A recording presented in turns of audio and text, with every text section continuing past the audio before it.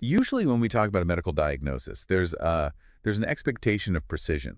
It feels like engineering. Right. Yeah. It's very binary. Exactly. You break your arm, the x-ray shows that jagged white line, and the doctor just points to it and says, well, there it is. That's the problem. Clean and simple. And honestly, it's comforting. I mean, we like things to be visible and easily Oh, categorized. for sure. But then you step into the world of neurodevelopment or, generational trauma and sociology, and suddenly that x-ray machine is just totally useless. We're looking at a diagnostic landscape that is incredibly murky. It is the absolute definition of muddy waters because you aren't just diagnosing an individual anymore. You're trying to diagnose an entire society. And navigating that murkiness is our mission today. Welcome to the deep dive. We were exploring the concept of inherited pain, which is basically how a nation's unresolved historical trauma doesn't just stay neatly in the past. Right. It actively shapes the present. Exactly. It shapes the psychological, social, and political realities of its youth today. And to really understand how this works, we're using a masterclass case study, which is Zimbabwe. It's a really profound example of these dynamics at play. It is. But before we go any further, just an essential note for you listening. The materials we're unpacking today, which include academic psychological research, the Zimrights 2024-2025 State of Peace Report, and data from the Zimbabwe Peace Project. Really comprehensive sources, yeah. Yeah, a massive stack of data. But they contain highly politically charged accounts. They involve Zimbabwe's ruling ZANU-PF party, the state police, and various opposition groups. Right, and it's important to set some boundaries there. Exactly. Our goal here isn't to endorse any political viewpoint or take sides. We are impartially reporting the historical, sociological, and biological data provided in these documents. We just want to understand the mechanics of structural violence and human survival. That context is critical because really we are analyzing the anatomy of a wounded nation. We're looking at how human beings adapt to systemic stress over generations. Okay, let's unpack this. The foundational paradox highlighted across our research centers around the year 1980. Right. Independence. Yeah, Zimbabwe finally gains independence from white minority rule. And this was globally celebrated. It was internally framed as the definitive end of suffering. The rhetoric at the time was literally about beating swords into plowshares. Exactly. It was supposed to be the ultimate victory. But instead of entering an era of peace, the documentation shows 1980 marked the beginning of an incredibly layered landscape of state-sponsored violence. Yeah, and to understand why independence didn't bring peace, you have to look at the people who actually fought for it. Veterans. Right. You have to look at the untreated psychological wounds of the Liberation War, which is known as the Second Chimurenga. The literature introduces this really vital concept called wartime residual violence. Meaning the war didn't actually stop, it just put on a suit and tie. That's a really good way to put it. The tactics, the normalized brutality, and the psychological frameworks of the guerrilla war were directly transplanted into the civilian governance of the new state. Wow. Yeah. Yeah. You had tens of thousands of demobilized ex-combatants returning to a society that was completely ill-equipped to handle the complex trauma of guerrilla warfare. And the new state entirely failed to provide rehabilitation. And the numbers in the research are just staggering. PTSD rates in sub-Saharan conflict zones exceed 30%. It's massive. If we ground that in reality, that means roughly 1 in 3 adults walking around in this newly formed society is essentially a ticking time bomb of unhealed trauma. And in the Zimbabwean social discourse, this untreated severe PTSD was frequently just dismissed as the madness of the ex-combatants. Just totally swept under the rug. Right. And without clinical support, that trauma inevitably leaked into their living rooms. Yeah. Which introduces a psychological mechanism known as parentification. Okay, so I initially thought parentification just meant, kids doing chores or cooking dinner. But reading this, it's so much darker. Far darker. Because these traumatized parents were emotionally volatile, detached, or even suffering from severe flashbacks. So the children unconsciously stepped in to manage the emotional climate of the house. Oh, wow. Yeah, imagine a 10-year-old child constantly having to de-escalate an adult's nervous system. They are taking on the emotional burdens of the adults, and all of this is happening under a heavy, unspoken silence about the war itself. So if I'm understanding this dynamic, it wasn't just that individuals came home traumatized. The government itself was comprised of these untreated individuals. Exactly. It's like writing the software for a new country, using an operating system built entirely on wartime code. You can slap a label on the box that says Peacetime 1.0, but the underlying machinery only knows how to identify threats and eliminate them. The tricky part about that operating system is that it doesn't recognize civilians. It only recognizes combatants and enemies. Right. So when you boot it up in a peacetime setting, it inevitably starts targeting its own users. Because the state's foundational code relied on violence, it was tragically turned inward against its own citizens just a few years later. Which brings us to the Gukurahundi massacres, Mhm. running from 1982 to 1987. Yes. The documents detail how the North Korean-trained 5th Brigade was deployed in Matabeleland and the Midlands. And ostensibly, that was to hunt down dissidents, right? Nominally, yes, it was to hunt down political dissidents. In reality, it systematically targeted the Ndebele-speaking civilian population. Estimates place the death toll at 20,000 people. 20,000. And what stands out so starkly to me is the sheer dissonance between what the survivors experienced and the official state narrative. It's completely jarring. Yeah, the official government framing dismissed the massacres as a mere moment of madness. That's a direct quote from former President Robert Mugabe. A moment of madness. Just incredible phrasing. Contrast that with the deep, unhealed generational wounds of tens of thousands of families. It's not just a cover-up. It's a complete erasure of reality. What's fascinating here is how that erasure forces the trauma to mutate.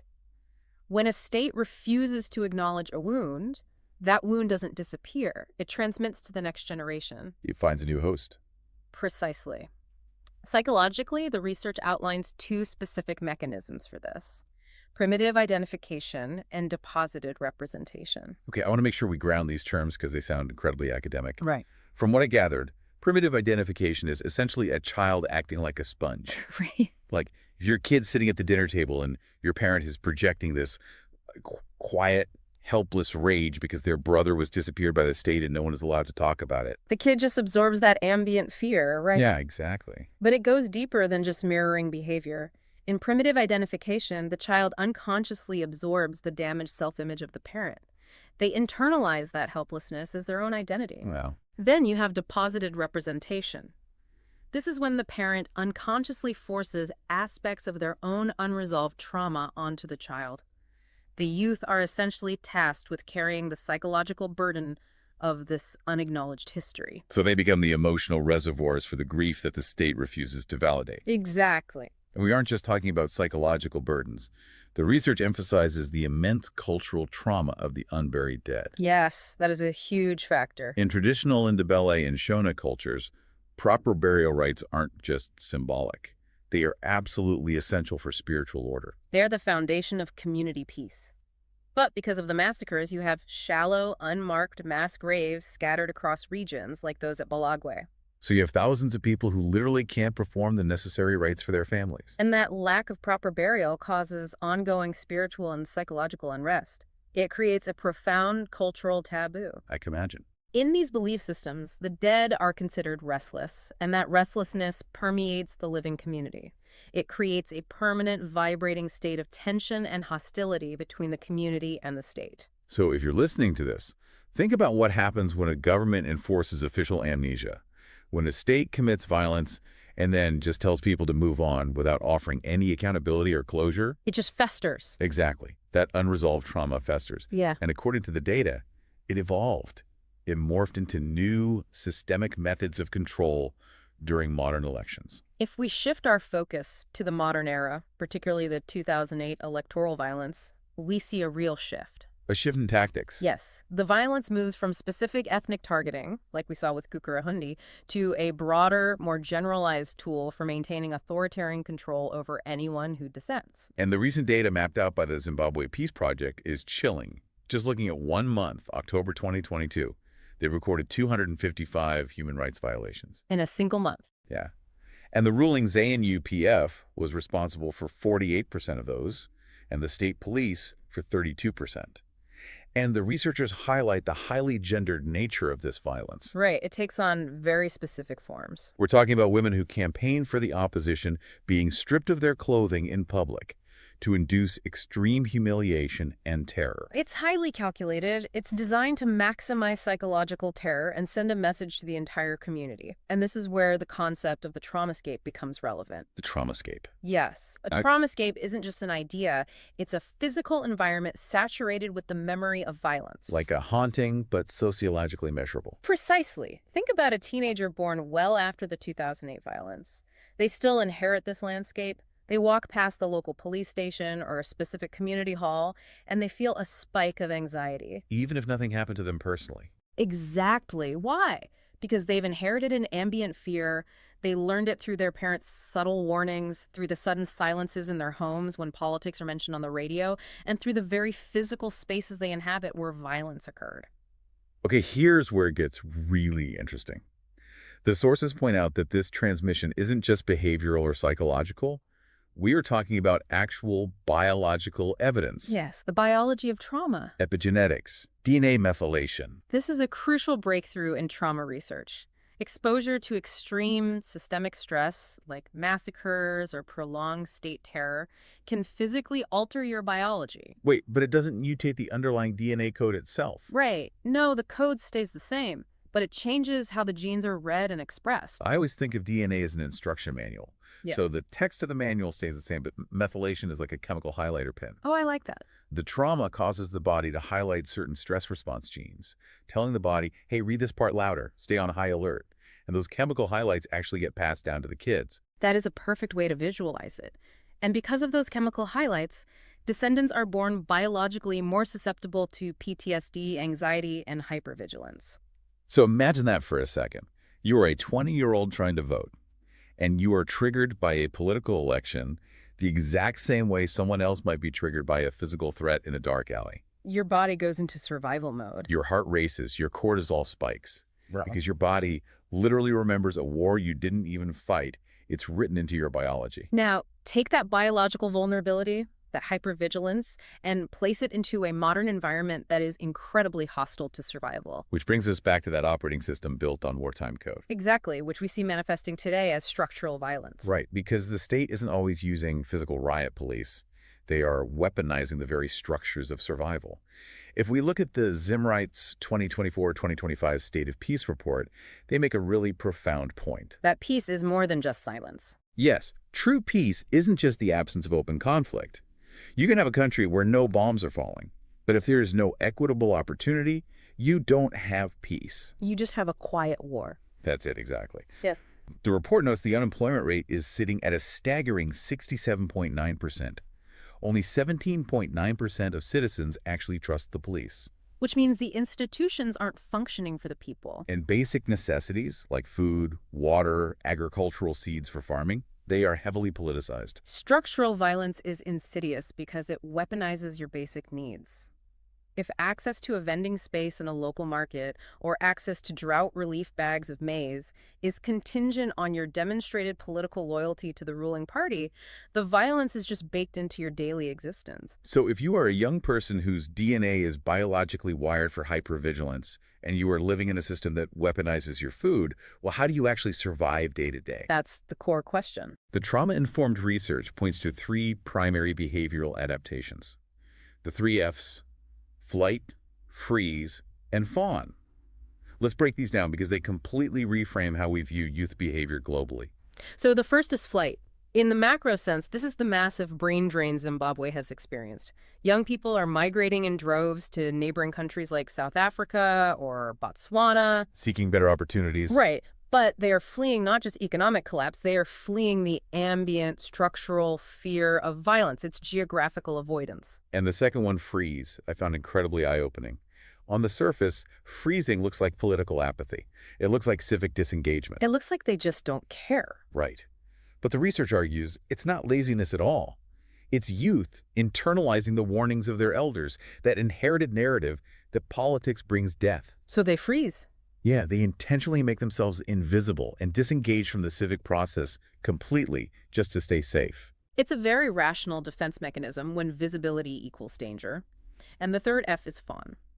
Now, in individual trauma therapy, Fawning is adopting appeasement behaviors to pacify an abuser and avoid harm. People-pleasing to survive. Exactly. But in this sociological context, it manifests as performative allegiance. This is the operating system running in the background. Yeah. To survive, you have to code yourself as an ally. Right.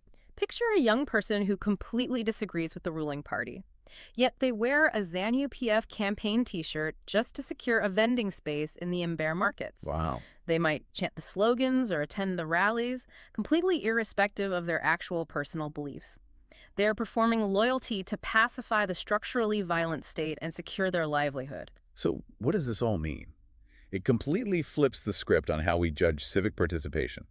We often look at young people who don't vote or who seem checked out, and society slaps a label on them. Apathetic, Yeah. disinterested. The lazy generation. But this research reframes that entirely. In a structurally violent system, apathy isn't a lack of caring. It's a highly calculated, biologically and socially wired survival strategy. It's a profound realization. But it also raises an incredibly difficult question. If the state is the architect of this structural violence, how does a wounded nation actually heal itself? That's the million-dollar question. Without an official Truth and Reconciliation Commission that actually has teeth? Without state-level justice, where do citizens turn? When the institutions meant to protect you are the ones rationing the food based on loyalty, what do you do? What's inspiring is that the sources don't just leave us in despair.